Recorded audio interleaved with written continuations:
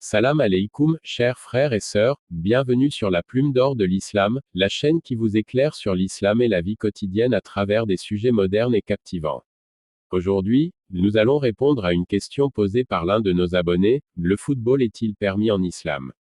Si vous vous posez également cette question ou que vous êtes passionné par ce sport et que vous vous interrogez sur sa place dans notre religion, cette vidéo est faite pour vous. Avant de commencer, n'oubliez pas de vous abonner et d'activer la cloche pour ne rien manquer.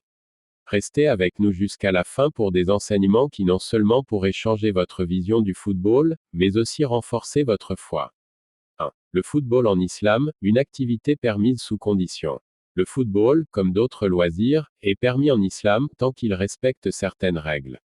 Notre religion valorise les activités qui favorisent la santé et l'esprit fraternel, tant qu'elles ne nous éloignent pas de nos obligations religieuses. Le prophète Muhammad, paix et salut sur lui, nous a enseigné que tout acte est jugé selon son intention. Donc, si le football est pratiqué pour de bonnes raisons, il est autorisé. Un célèbre hadith nous le rappelle. Les actions ne valent que par leurs intentions. Rapporté par Al-Bukhari et Muslim.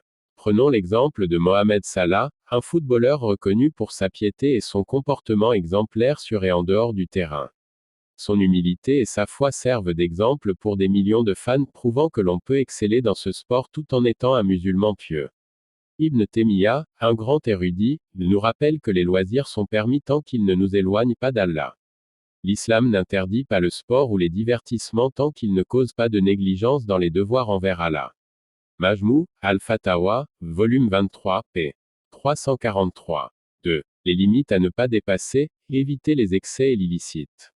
Toutefois, le football devient problématique lorsque cette activité interfère avec nos devoirs religieux. Par exemple, si vous ratez une prière pour un match, cela va à l'encontre des enseignements islamiques. Allah nous avertit dans le Coran. Ô vous qui avez cru, que vos biens et vos enfants ne vous détournent pas du rappel d'Allah. Surat al-Munafiqun, 63/9. De plus, tout comportement agressif ou malhonnête dans le sport est blâmable. Le prophète, paix et salut sur lui, a dit. Quiconque trompe les autres n'est pas des nôtres.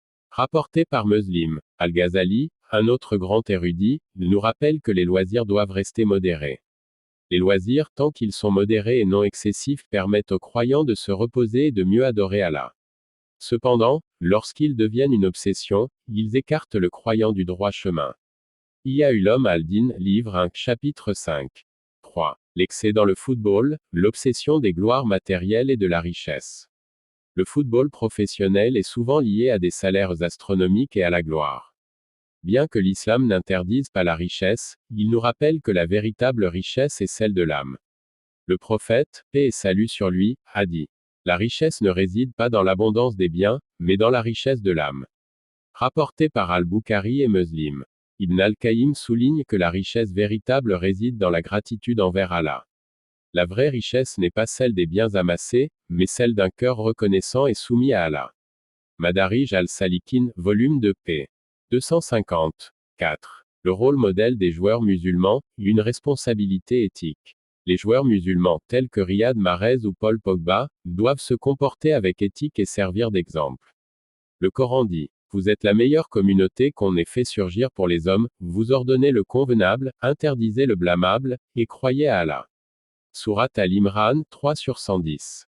Cheikh Ibn Uthaymeen rappelle que les personnalités publiques doivent incarner les valeurs de l'islam.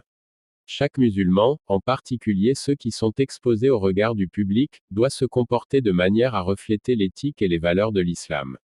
Fatawa Arkan al-Islam p. 407. 5. Encourager la charité, utiliser les gains pour des œuvres nobles. En islam, la richesse doit servir des causes nobles. Le Coran dit, acquitte-toi de l'aumône pour les purifier et les rendre meilleurs. Surat At-Taba, 9/103.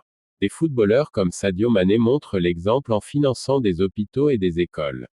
Cheikh Al-Albani rappelle, les biens que nous possédons ne sont qu'un dépôt d'Allah, et notre devoir est de les utiliser pour le bien. Al-Silsila Al-Saïya, hadith numéro 1405. En conclusion, chers frères et sœurs, le football est permis tant qu'il est pratiqué dans le respect de nos obligations religieuses. Des exemples comme Mohamed Salah prouvent qu'il est possible de concilier foi et sport.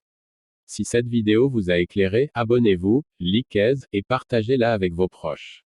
Et maintenant, C'est à vous, selon vous, quel joueur musulman incarne le mieux les valeurs de l'islam? Enfin, dites-nous quels autres sujets vous aimeriez que nous abordions dans nos prochaines vidéos. Merci de votre soutien à la Plume d'Or de l'Islam.